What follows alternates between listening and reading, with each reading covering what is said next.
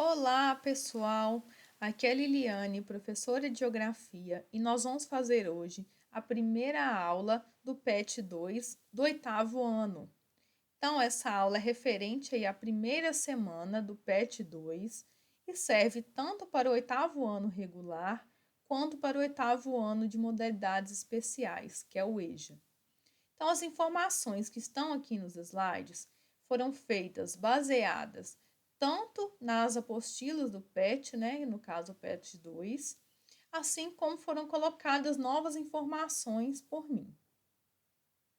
Então, o que nós vamos aprender nessa aula? Alguns conceitos geográficos, como nação, território, país, estado e governo. E também algumas características da expansão territorial do Brasil, como que o território brasileiro foi crescendo ao longo dos anos. Então, o primeiro conceito é nação. Ele é o conjunto de pessoas com língua e tradições comuns. Então, a gente poderia pensar: existe uma nação brasileira? Sim, pois no território brasileiro nós temos pessoas com uma língua em comum, que seria, no caso, a língua portuguesa, e também tradições comuns, como, por exemplo, o gosto pelo futebol, o mesmo tipo de alimentação, uma culinária, né, que é considerada típica brasileira.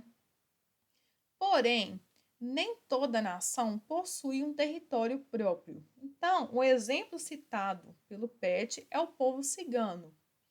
Eu trouxe uma imagem para vocês de um casal cigano, que está aqui ao lado. Então, como que a gente identifica que esse casal seria cigano? Primeiramente, pelas vestimentas. Então, a vestimenta típica da mulher são essas blusas, né, com os babados, a saia longa, também com esses babados, né, em toda a sua composição, até mesmo essa cor, né, azul e branca, uma cor muito utilizada pelos ciganos, bem como os adereços que ela tem, os brincos, né, essa tiara na cabeça. E com relação ao homem, o lenço na cabeça, o brinco de argola e o estilo da roupa que ele veste. Então, a partir de quando a gente olha essa imagem, a gente já identifica: olha, é uma pessoa cigana. Porém, não existe um território cigano. Não tem como a gente falar determinado país é um país cigano. Então, eles são uma nação? São, porque a gente consegue identificar essa população. Porém, eles não têm um território próprio. Então, o que seria o território? O território é uma área delimitada por fronteiras ou limites. É o local onde o Estado pode exercer poder e controle. Então, o exemplo é o território brasileiro. Então, tudo aquilo que está dentro do território brasileiro, então ele faz parte do país Brasil. Então, o que delimita aí esse território? As chamadas fronteiras. Um exemplo que a gente tem da fronteira do Brasil é a Ponte da Amizade, que ela fica na fronteira entre Brasil e Paraguai. Nessa ponte, né, há uma divisão do qual, a partir de quando você passa do meio da ponte, você está em um país ou em outro. Se você está saindo do Brasil e passa pela metade da ponte, você chega no território do Paraguai. Então, geralmente, o que delimita, né, a fronteira entre dois países são características geográficas, como, por exemplo, os rios, serras, relevo, né, em geral. E nesse caso é o Foz do Iguaçu, que inclusive tem aí a usina hidrelétrica de Itaipu, que fica entre o Brasil e o Paraguai, né, construído no Foz do Iguaçu. As fronteiras, elas estabelecem o início e o término da dominação de cada estado. Ou seja, dentro do local que é delimitado como território brasileiro, quem dá as ordens, né, é o presidente brasileiro, presidente do Brasil. E a partir de quando você atravessa a fronteira, né, a partir de quando você está no Paraguai, é quem que você deve, né, respeitar, né, quem deve comandar? O presidente do Paraguai. Então, o território ele é muito importante, tanto para delimitar as fronteiras dos países, como também delimitar aí esse poder, porque o presidente exerce o poder dentro desse estado, dentro desse território. Então, o que seria o país? O país é formado pelo povo que vive em território próprio. Então, no nosso caso aqui no Brasil, a gente tem o povo brasileiro? Sim.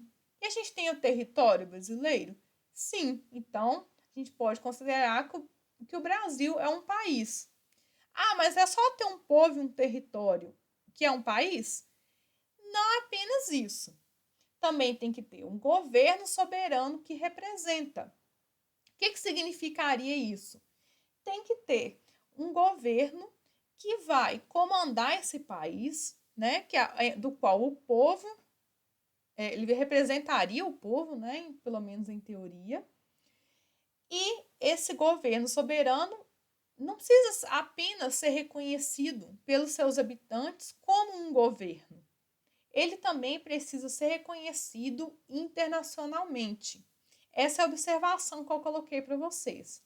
Atualmente é necessário também que este país seja reconhecido internacionalmente. Então, não adianta a gente vir falar assim, por exemplo, se a gente quisesse que Minas Gerais se tornasse um país. Os mineiros falassem, aqui Minas Gerais é um país. Bastaria a gente ter um território mineiro e ser um povo mineiro? Não, a gente também teria que ser reconhecido como um país internacionalmente. E esse reconhecimento é um pouco mais complicado, né? Então, eu trouxe um exemplo para vocês de como essa questão é complicada, que é o Kosovo. Kosovo, teoricamente, é um país que foi formado em 2008, após uma guerra entre a Sérvia e o Kosovo. Essa região é a que a gente chama de antiga Iugoslávia. A Sérvia é o novo território que era antigamente da Iugoslávia. Então, Kosovo entrou em guerra, né? No caso, a Sérvia entrou em guerra com Kosovo. Kosovo buscando a sua independência, se tornar um país independente. Então, com a ajuda aí de alguns países, como por exemplo da União Europeia, Estados Unidos, etc., o Kosovo conseguiu a sua independência, né, considerada independência em 2008 e declarou-se independente em fevereiro de 2008. Porém, Kosovo não foi reconhecido por todos os países do mundo como um país. Então, o que isso tem de problema, por exemplo, na prática? Eu vou citar para vocês um exemplo dos Jogos Olímpicos. Então, para um país concorrer a Olimpíadas, ele tem que ser considerado um país. Igual Minas Gerais pode simplesmente mandar os mineiros e colocar lá que é o país Minas que está disputando as Olimpíadas. Não, tem que ser um país reconhecido, né? Então, Kosovo, a primeira Olimpíada do qual Kosovo quis participar foi 2012, em Londres. Nesse momento, vários países que não reconheciam Kosovo enquanto um país protestaram, inclusive, até mesmo queriam boicotar, né, os jogos, como, por exemplo, a Sérvia, a Rússia, a Espanha, são países que não reconhecem aí essa independência de Kosovo. Porém, o país conseguiu disputar os jogos, mas com uma delegação muito pequena, muito pouco representativa. Em 2014, na Olimpíada do Rio de Janeiro, aí sim o país conseguiu, né, foi com seus atletas e foi mais reconhecido. Mas ainda assim, a maior parte dos países do mundo não consideram Kosovo um país. Bom, se Kosovo não é um país, então Kosovo é uma nação? Não exatamente, porque eles também têm características muito próximas dos sérvios.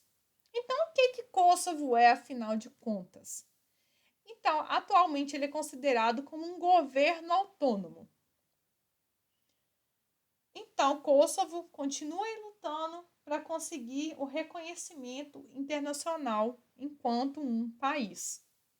Porém, desde 2008, quando o Kosovo declarou-se independente, o governo passa por diversos problemas, a economia do país, né, do país ou do governo autônomo, está em decadência e a qualidade de vida piorou muito.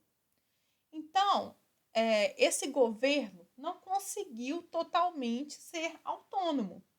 Então, ele continua sem ser reconhecido aí por vários outros países. Liane, e o Brasil? O Brasil reconhece Kosovo como país? Não. O Brasil justifica que Kosovo declarou-se independente, porém, os países do qual ela se tornou independente, como por exemplo a Sérvia, não a consideram independente. Então, como que esse país pode se tornar independente sozinho? Igual, por exemplo, quando o Brasil, né, foi declarada a independência do Brasil, Portugal reconheceu o Brasil como país.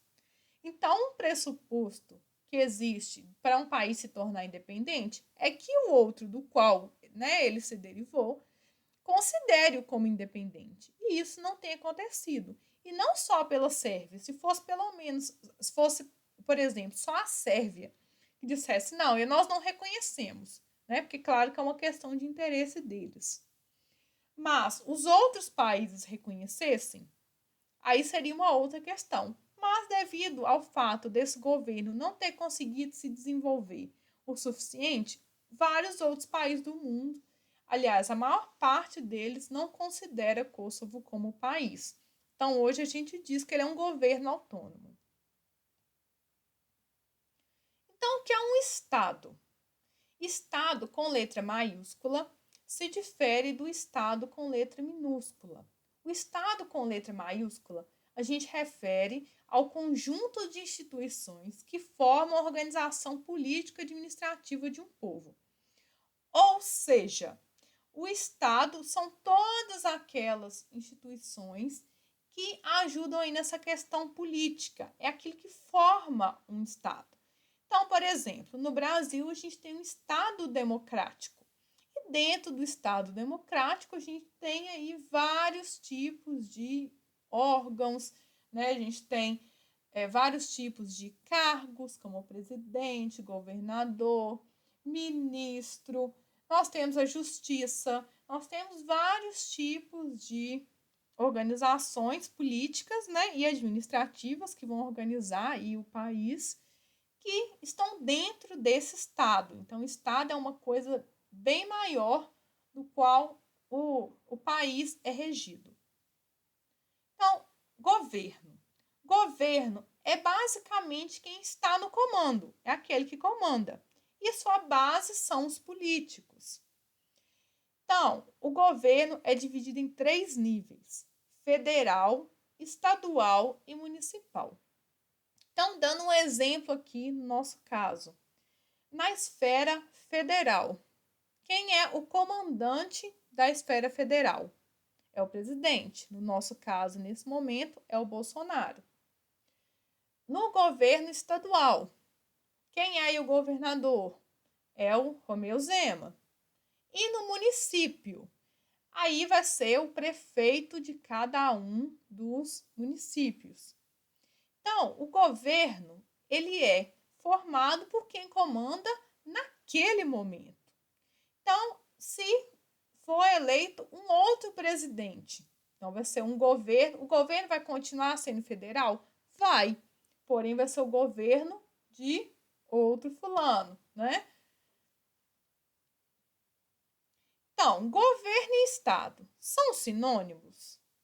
Não, porque o governo é transitório ou temporário, porque de 4 em 4 anos a gente vai mudar esse governo.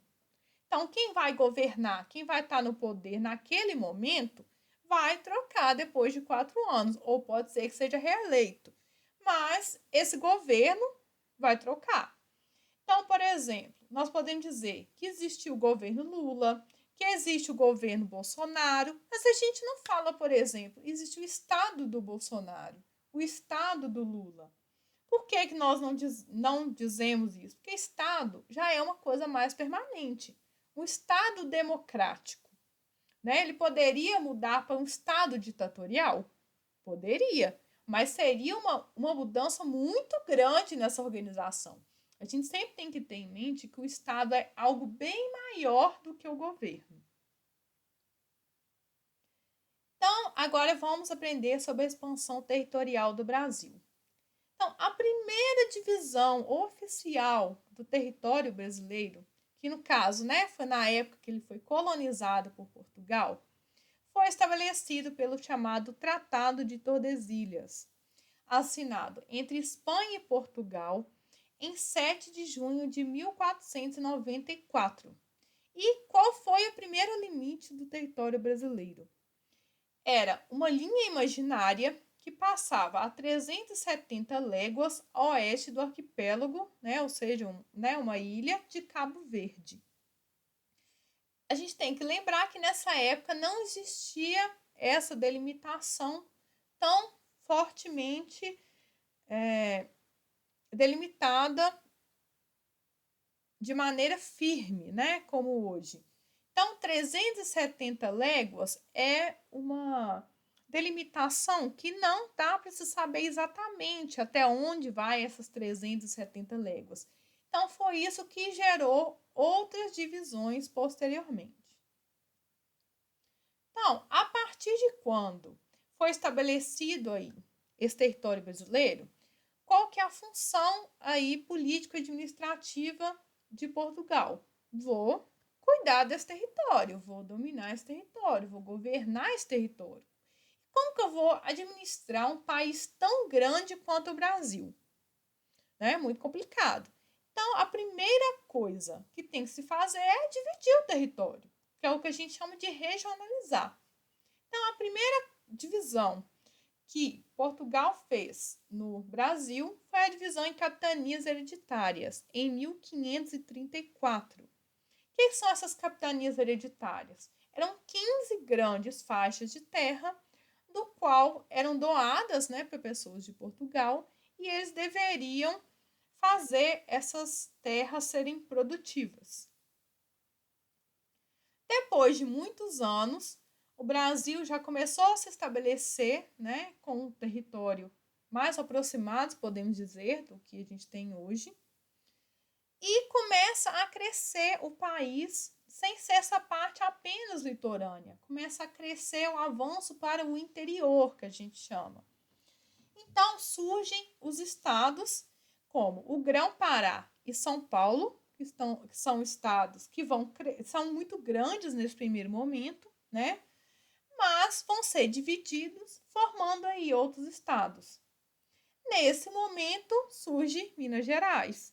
Minas Gerais foi fundada em 1720 através de uma divisão da capitania de São Paulo e Minas do Ouro. Então, antes os estados, né, não eram chamados como estados, eram chamados capitanias ou províncias.